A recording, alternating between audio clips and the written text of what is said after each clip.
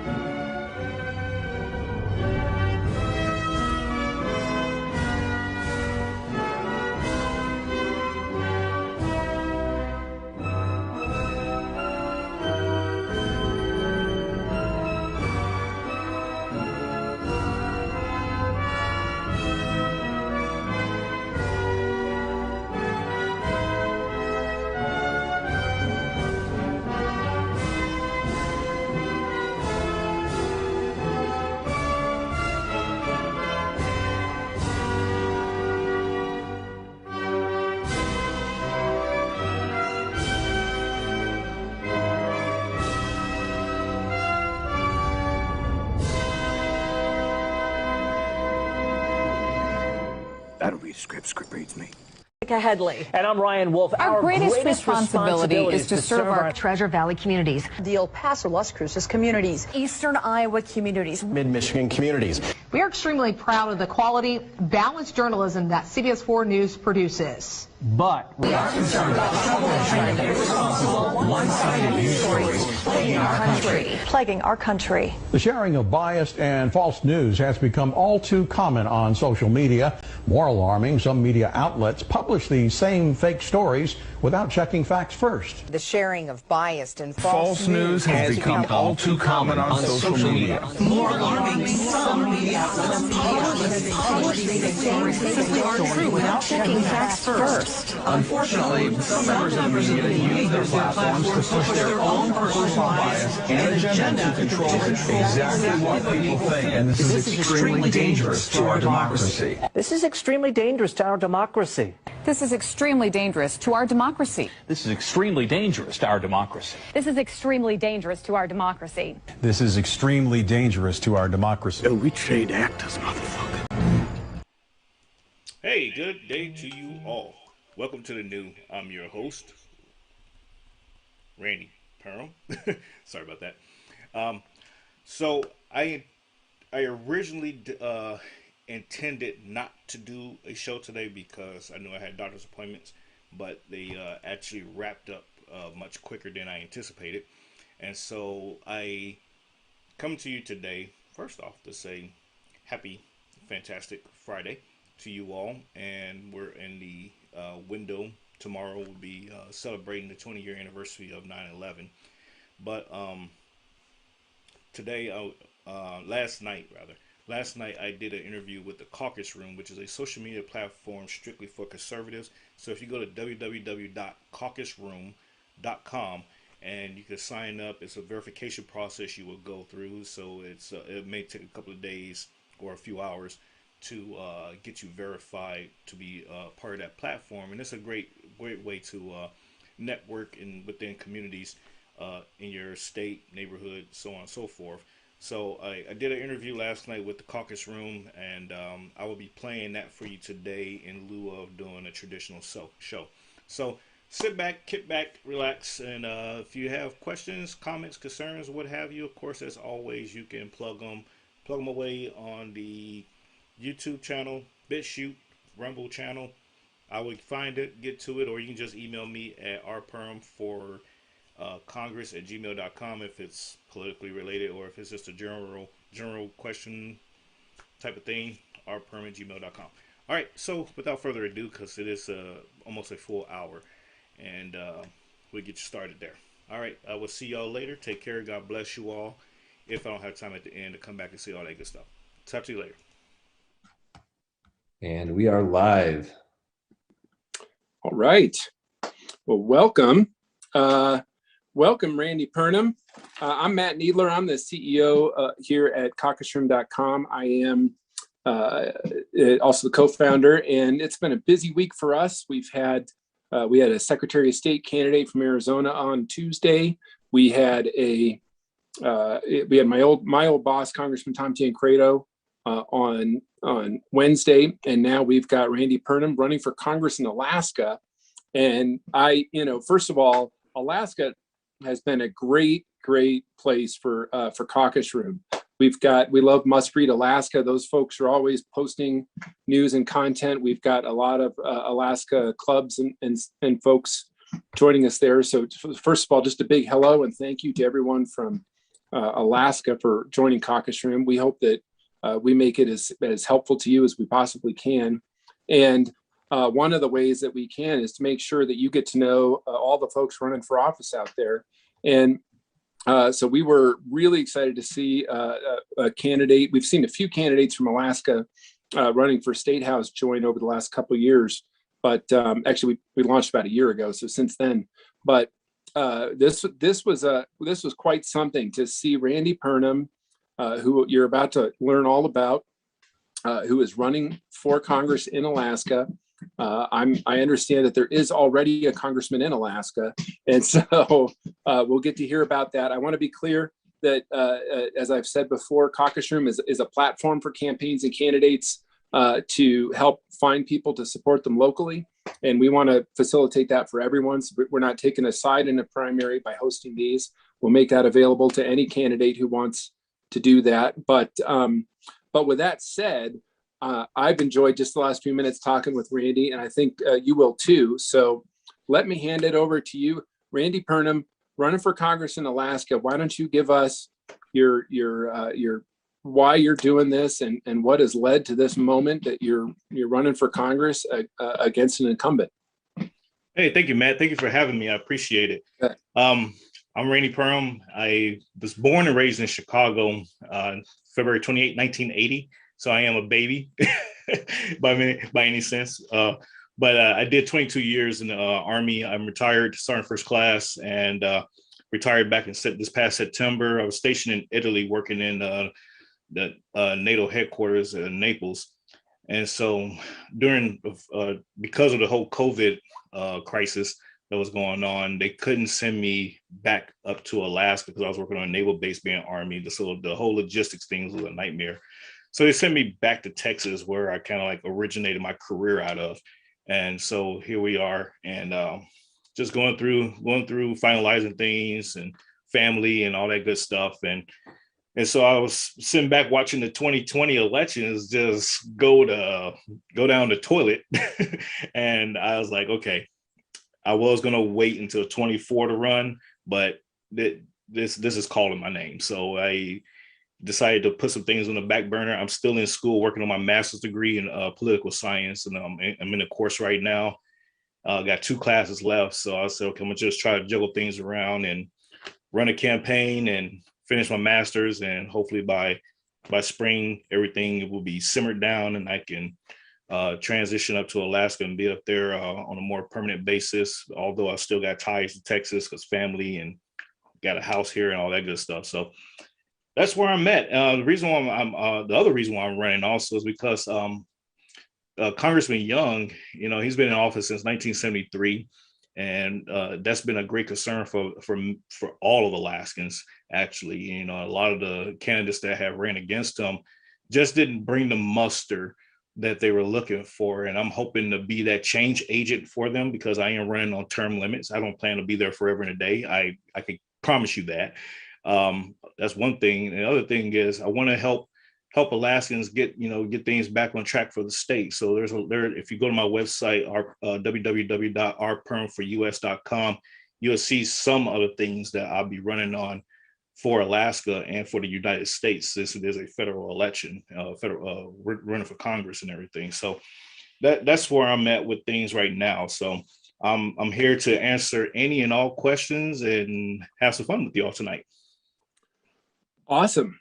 All right. Well, thank you for that. And congratulations on running. Tell us more about, I'm trying to figure out where to start. I want to talk a little bit about Alaska and its unique political, needs and environment.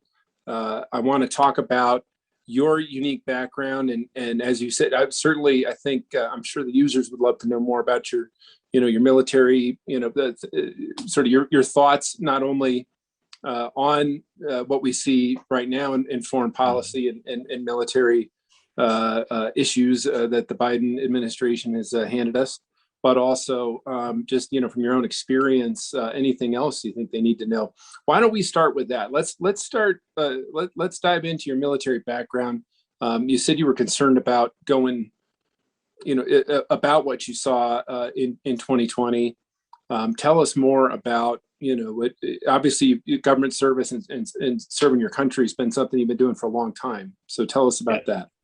Yeah. So watching the elections, because I also host a internet TV show, internet-based TV show with the Exceptional Conservative Network. So that's TECN TV.com.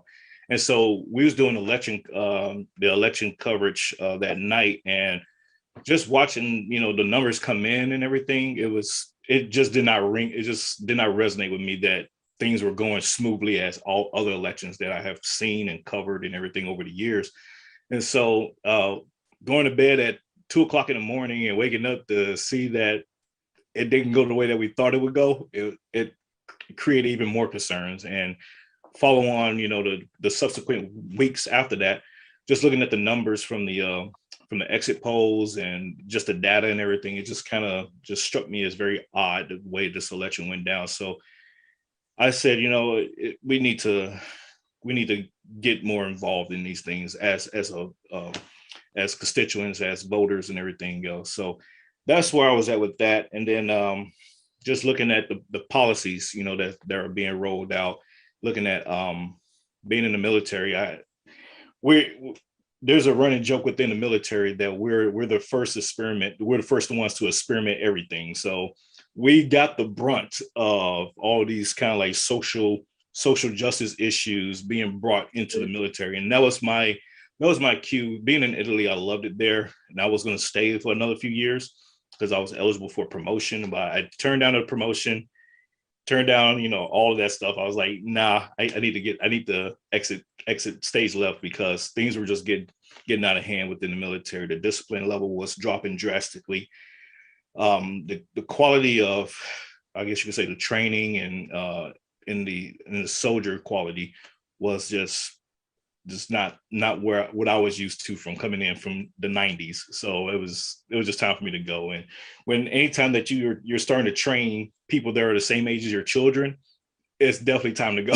So I couldn't keep up with that either. So I was like, yeah, nope, it's time to get out of here. And I did 3 combat tours to Iraq, 2003, 2011, 2003, 2008, and 2011. And so I understand the aspects of deployments and everything else. I had buddies that went to Afghanistan and did Iraq as well. I did a tour in Kuwait in 2014 from Alaska. And so understanding the dynamics in the Middle East was something that I was involved in heavily. So to see Afghanistan fall the way that it did was something that we knew would eventually happen, but not in the cataclysmic way that it did. Because I was part of one of the last rotations to leave Iraq, one of the last combat operation tours to leave Iraq in 2012. We was there from 2011 to 2012. So I was down in Talil in the south, and we were doing the retrograde operations. And we knew that you had to strategically pull out and not just, okay, we're done and just get on a plane and fly out. We knew better. And I think this administration knew better, but they just wanted to do things differently because it was things that was done under the Trump administration. And they had that mindset to just reverse everything and do everything opposite of what the Trump administration did. And it just created this cataclysmic, catastrophic event that we're seeing right now. So. No kidding. Tell us more about your kind of some of your basic values. What, I was just a little background. I was in the legislature, and I used to tell people that, when you vote that often, you learn a lot about yourself. And so you haven't held elected office yet, but you kind of know some core things. What are some things that you would do? Thinking of the bills that were going to come up in Congress. So, there's a lot of activity in Congress, that stimulus package and all that stuff. But what's your take right now? How do you think what's going to guide your voting when you become a member? Well, I am a constitutional conservative and fiscal conservative as well. I don't believe in spending a whole lot of money on unnecessary things. I am so for reducing government, because we have such a huge government right now, just so many different bureaucratic systems in place that's unnecessary. And I think if people actually took the time to put concerted efforts into different projects and different job sets, things will run a lot smoother. And so that's my position on things. I am a Christian by background, religious background, Baptist. So I do carry forward some I guess you could say conservative Christian values in the sense of things, but I also tend not to try to push my views, my personal religious views onto others who may not ascribe to the same thing. So I try to walk that fine line of balancing that. But other than that, when it comes to legislating and enforcement of rules and what have you, I'm all for that. But at the same time, I also take into consideration the liberties and the freedoms of what others should be allowed to do.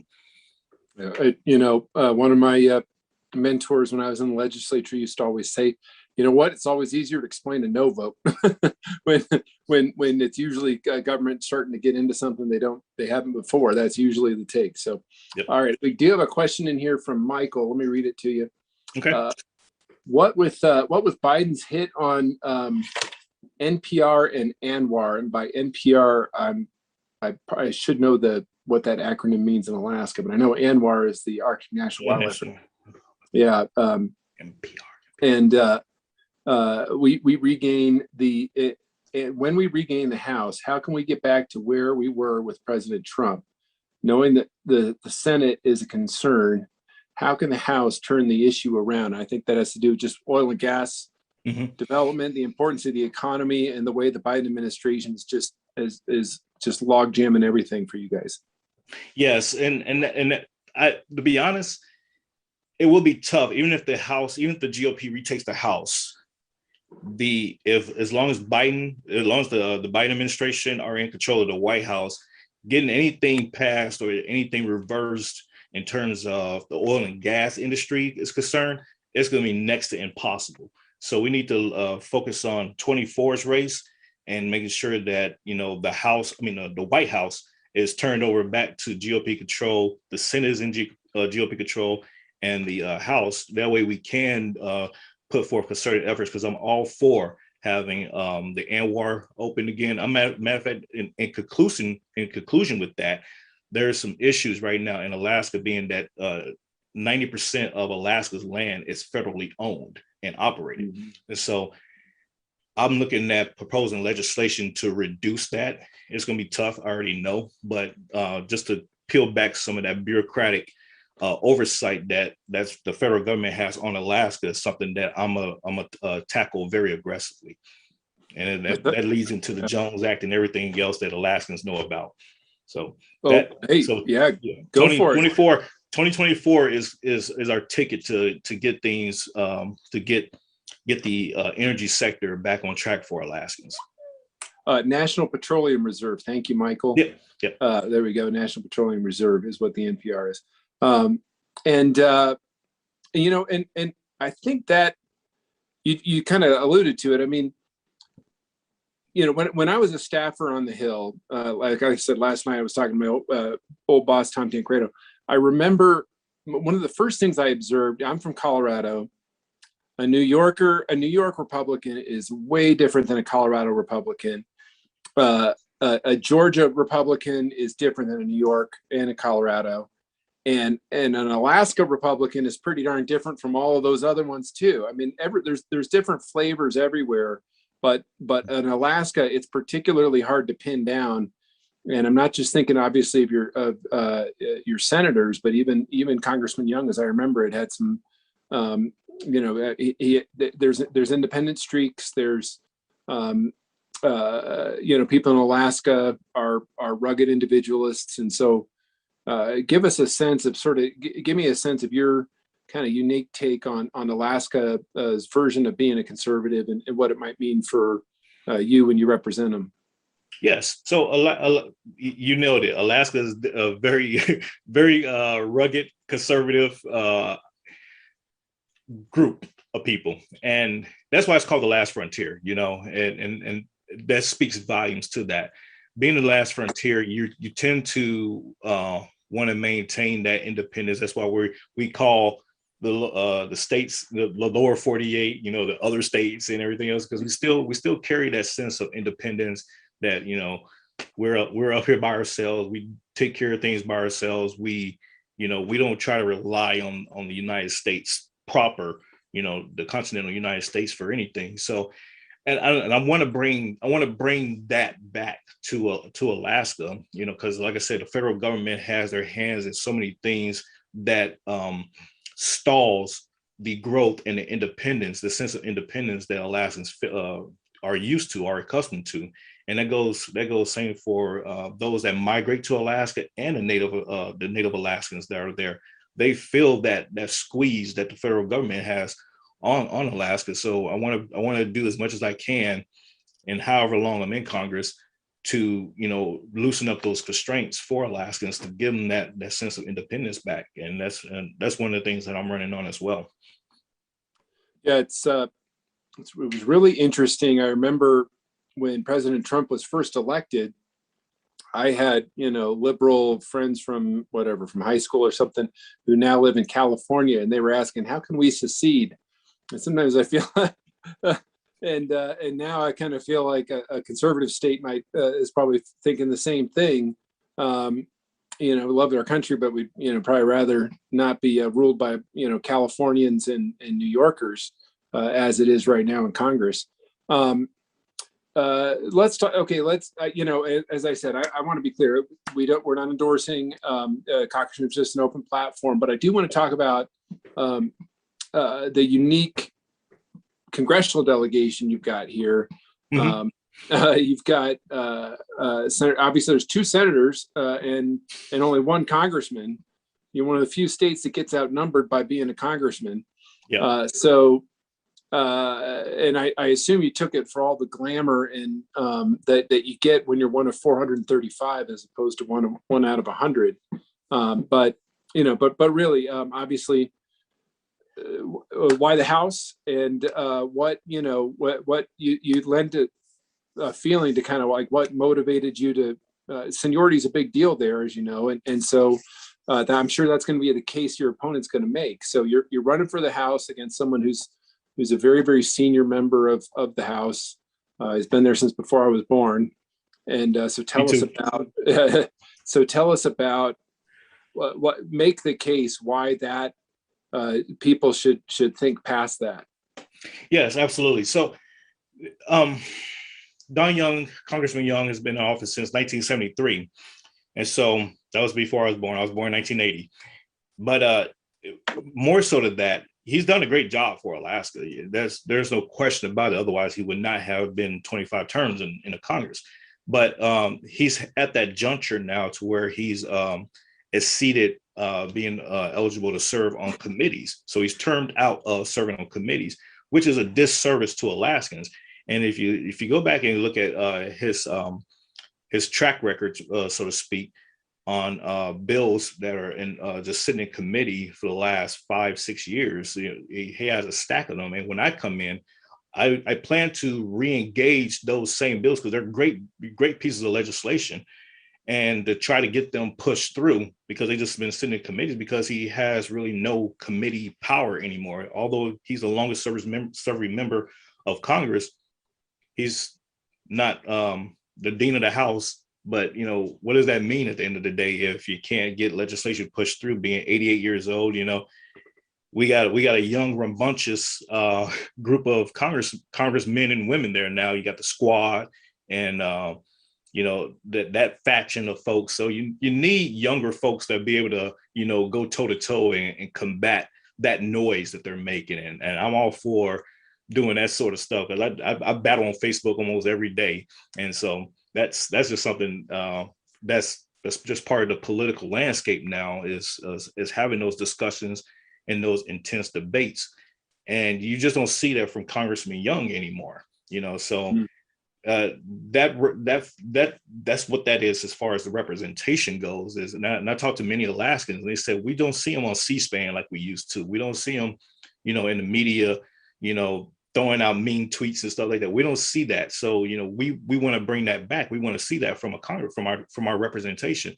Senator Sullivan, he's doing it a little bit, but he's kind of a mellow guy. So, and I worked on his campaign in 2014. So I understand his motive, his method of madness in terms of how he deals with things. Senator Murkowski, everybody's disappointed with her. So right now, so she's facing the uphill battle for this next election with Kelly Tshibaka. So that's just the way things are right now up in Alaska with the three delegations, the 3-member delegation that we have. Being that we have population of 736,000 people, I'm in personal favor of having additional representation to come into Alaska, maybe 1 or 2 more seats to represent Alaska. That way we can effectively and efficiently handle all the different issues and represent and have a true representative voice in the Congress when it comes to legislation.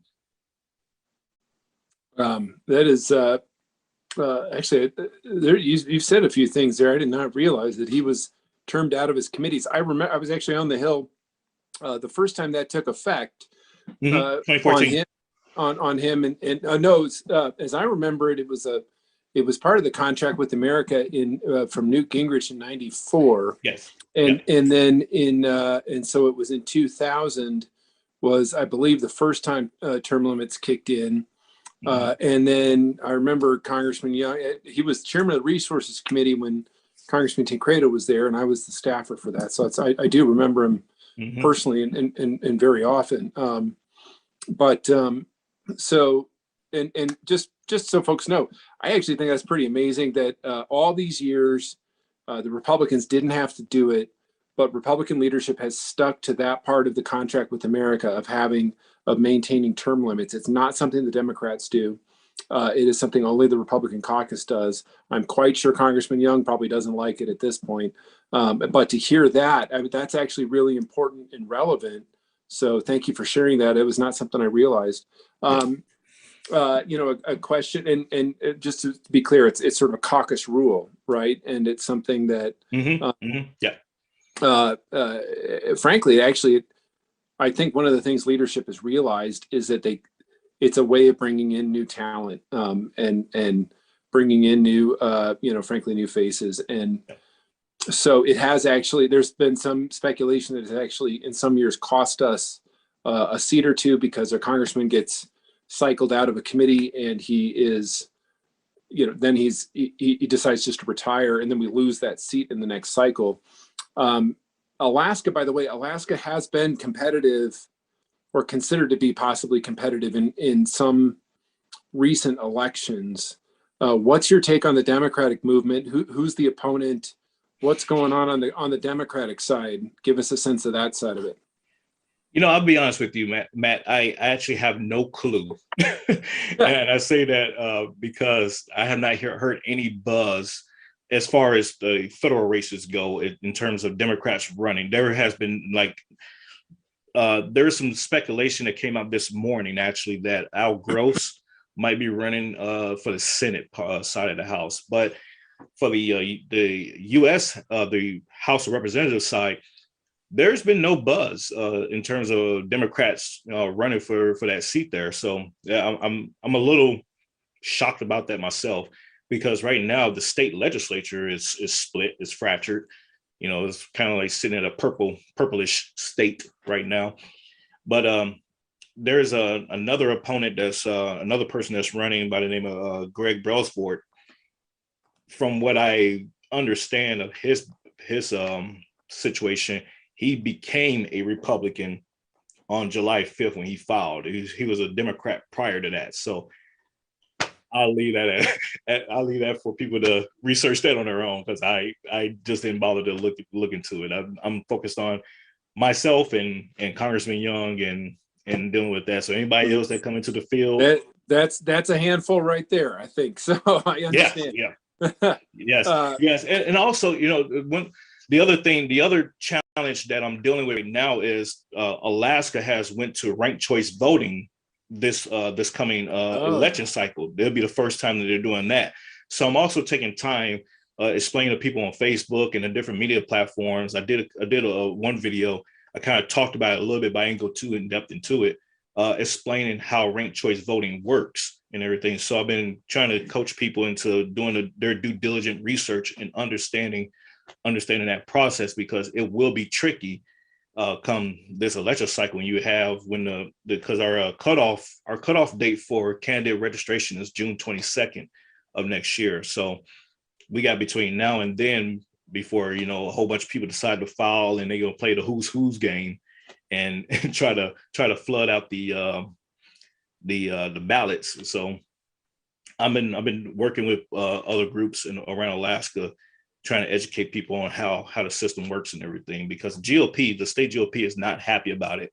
And so they're kind of looking at my candidacy as somebody who's coming in to try to drown out the votes, which is not the case. Had it been just a regular election cycle, I would be doing the same thing.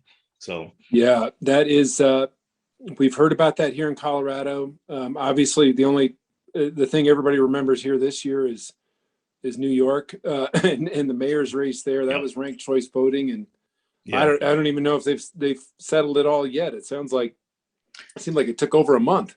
I think they're still going through it. I think they're still going through it, but yeah, it's crazy. It is crazy indeed.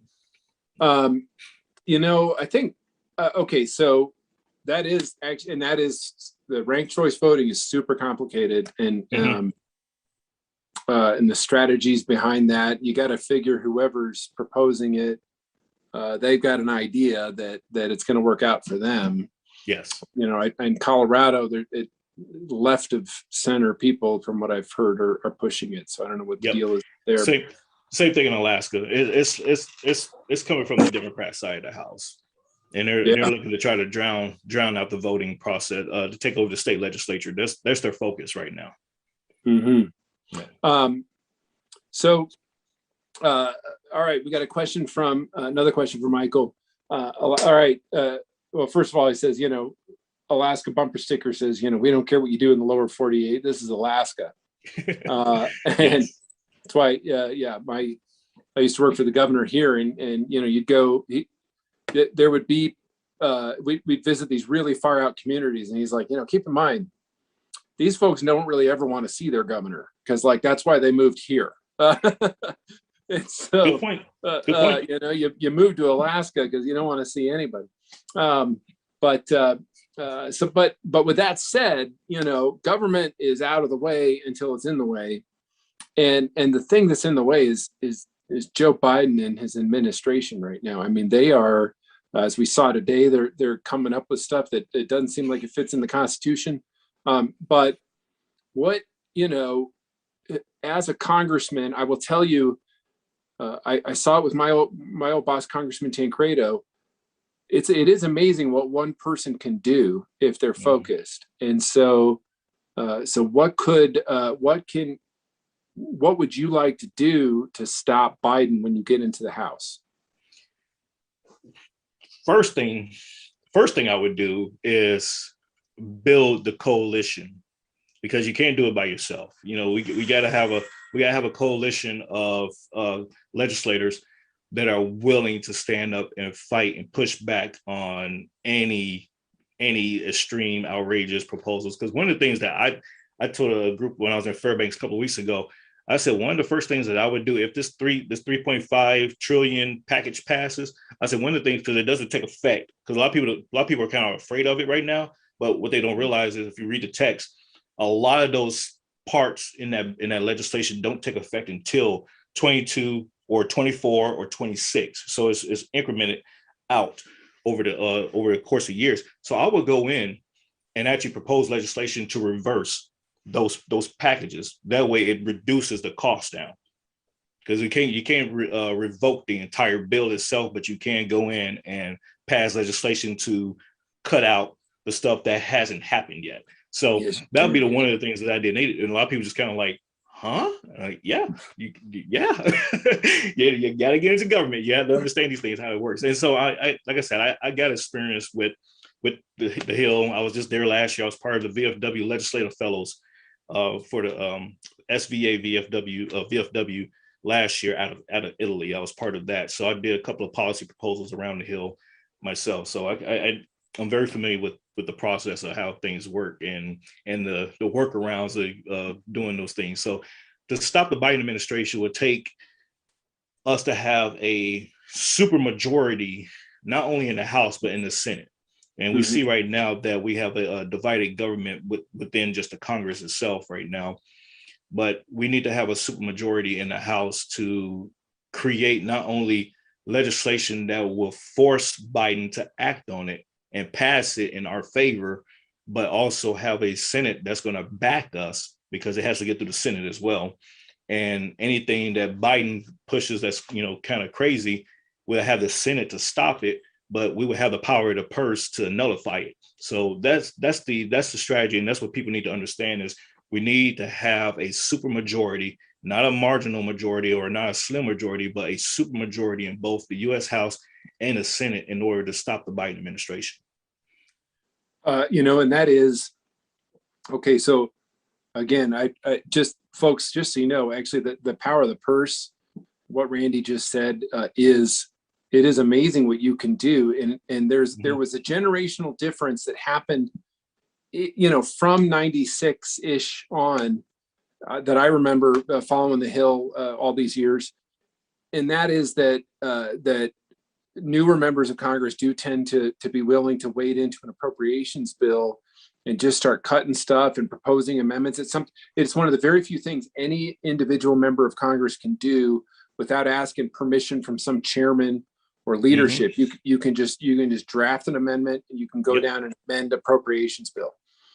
And so so just so folks know, what Randy just described is actually shows a degree of legislative procedural knowledge that's frankly pretty important to know. And it is a big difference.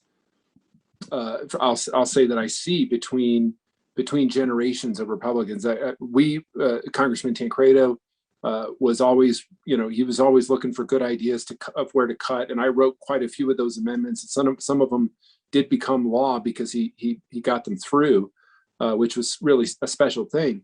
But I remember, I believe Congressman Young, among others, opposing some of them because it was upsetting the apple cart of how things used to be. Of course, and that's what I'm coming in to be a disruptor. Like I said, I don't plan on being there. I don't plan on making it a career. I'm a retired vet. I'm looking at it as a hobby. At the end of the day, type of thing. But I'm going in there to do a job and to help Alaskans, help America get things back on the right track and move things forward.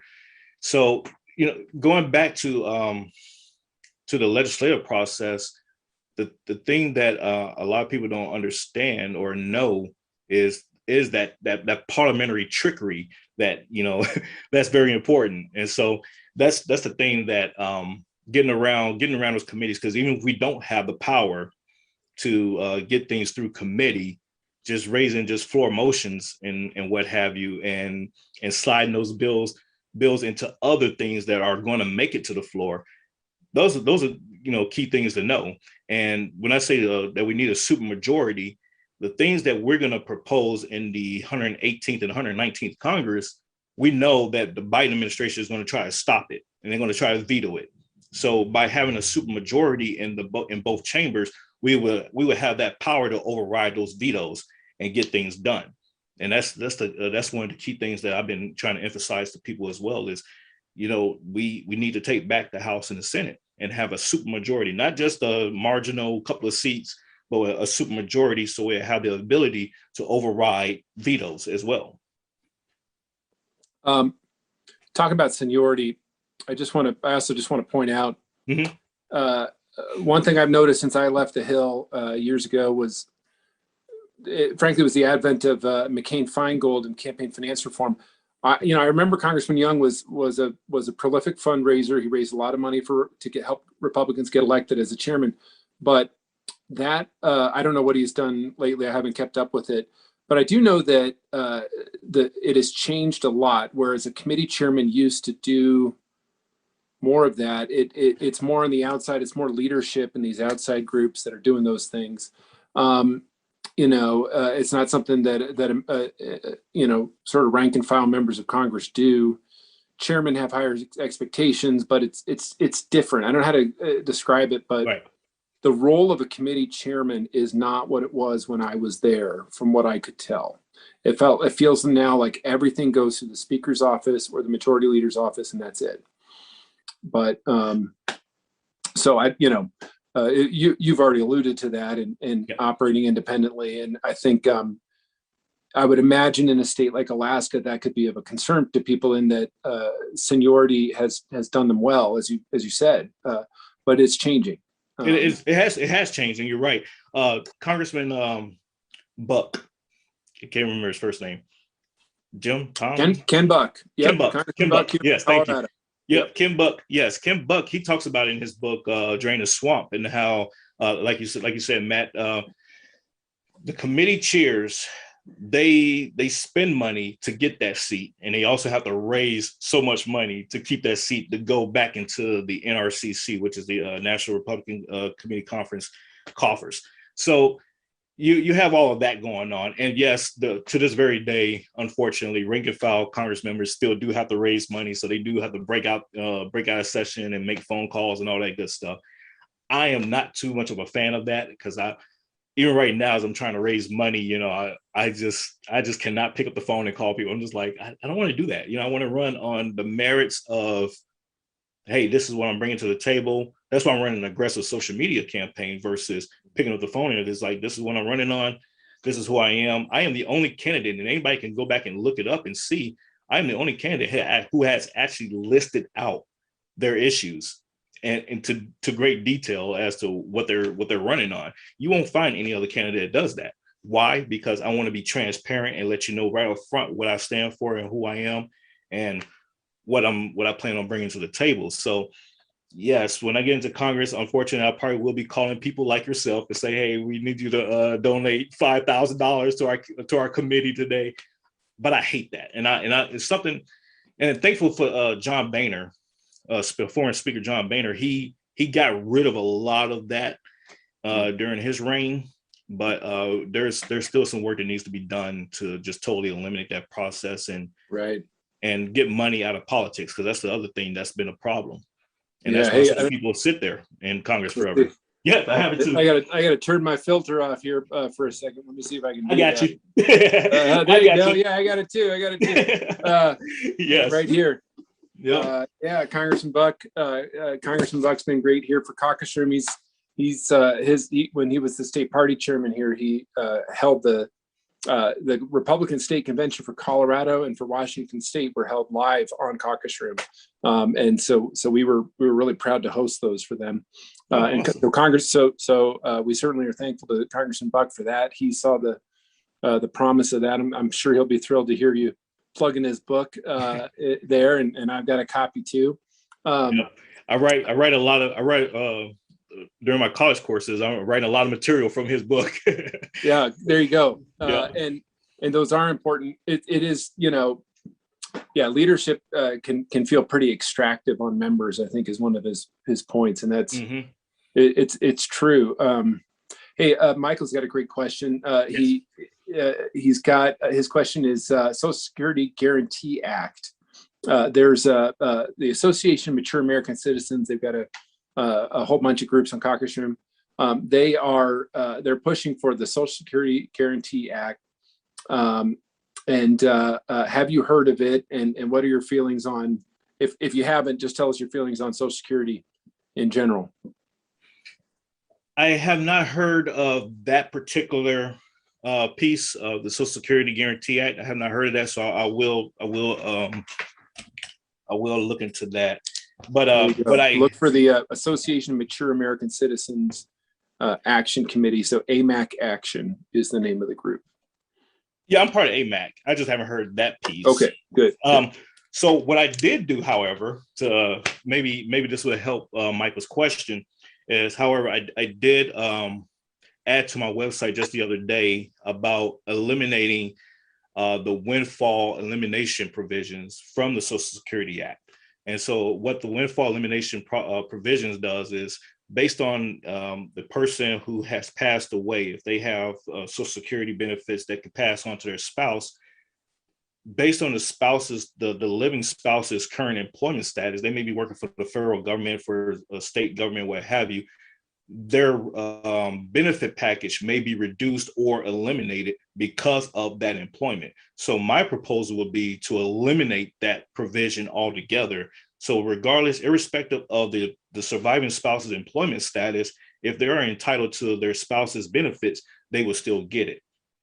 And so that's going to be one of the pieces that that's one of the proposals that I'll be making in terms of the Social Security apparatus. Okay, well, that's very good. Well, I got to tell you, I'll just tell you the same thing I tell every candidate. There is no easy answer for fundraising, but you do have to do it, and you'll find it gets easier the more you do it. Yeah. It just takes time, takes calling time, but it is I think what you'll find is that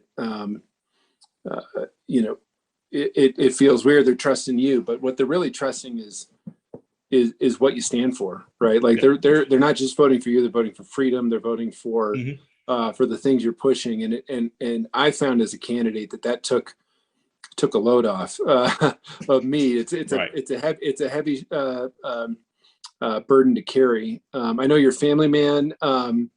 I gather your wife and kids are supportive, and so tell us,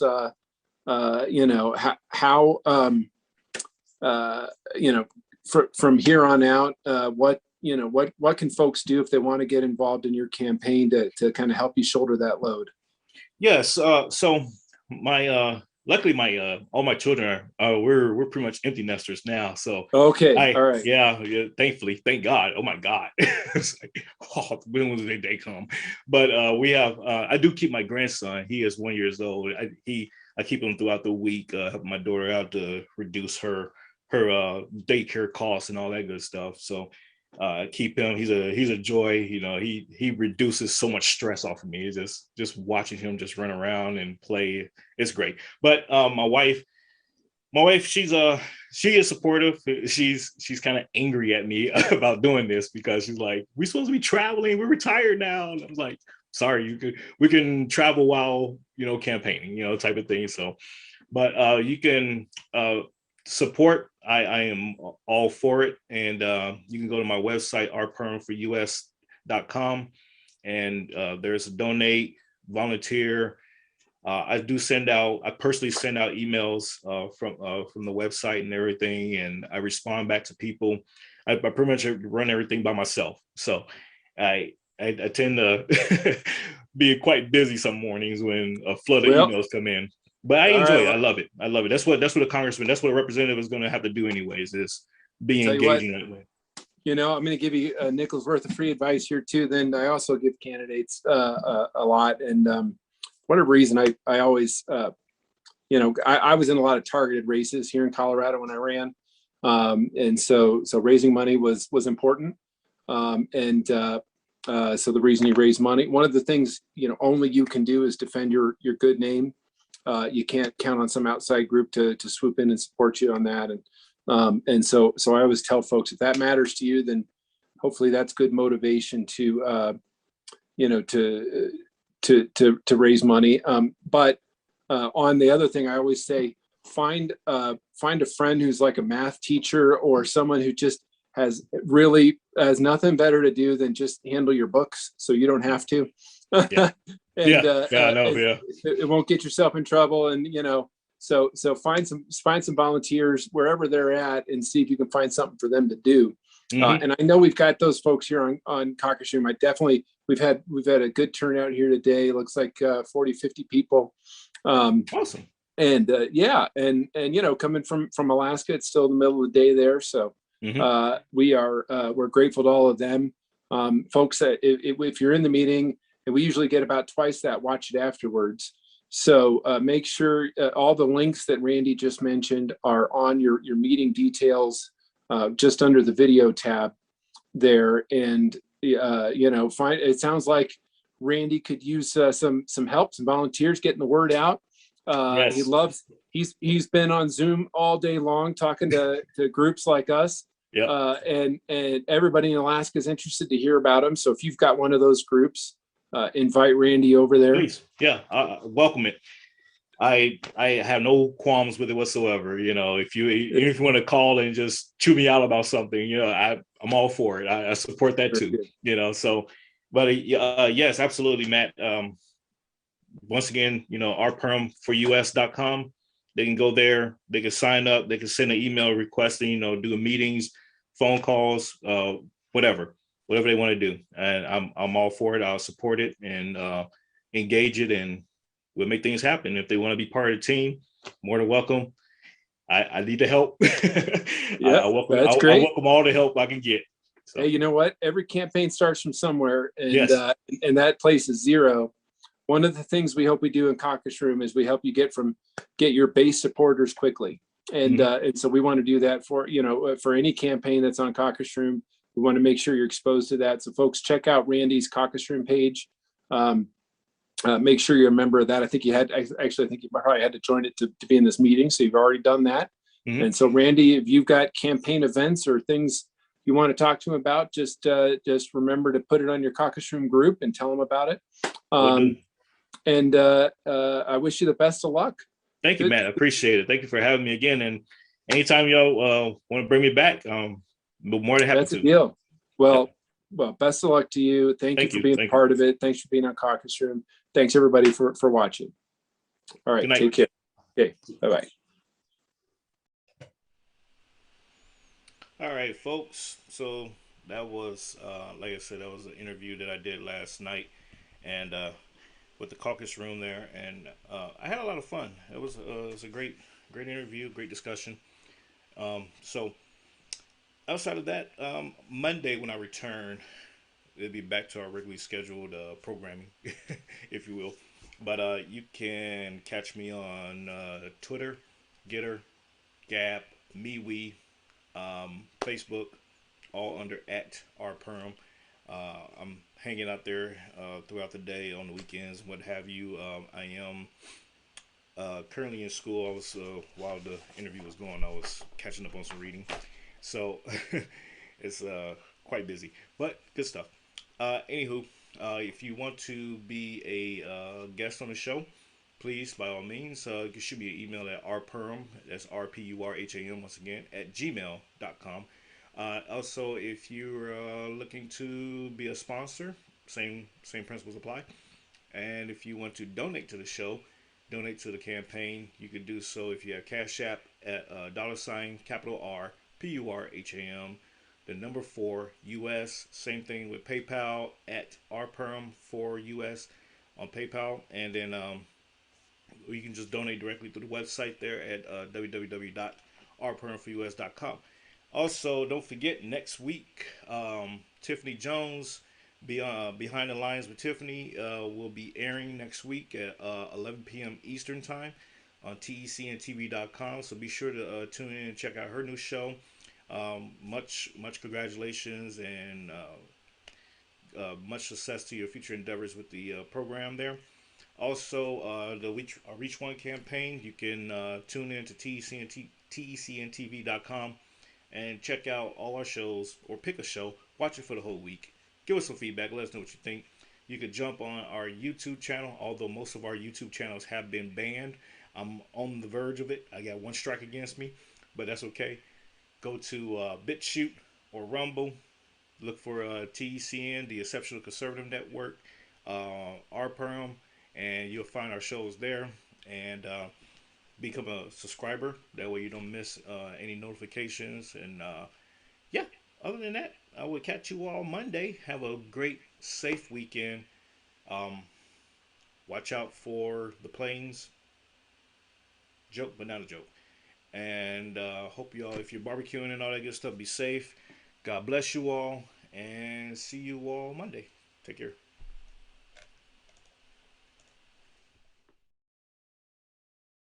You are listening to the Exceptional Conservative Network. You are listening to the Exceptional Conservative Network. For more information, go to www.theexceptionalconservativeshow.com.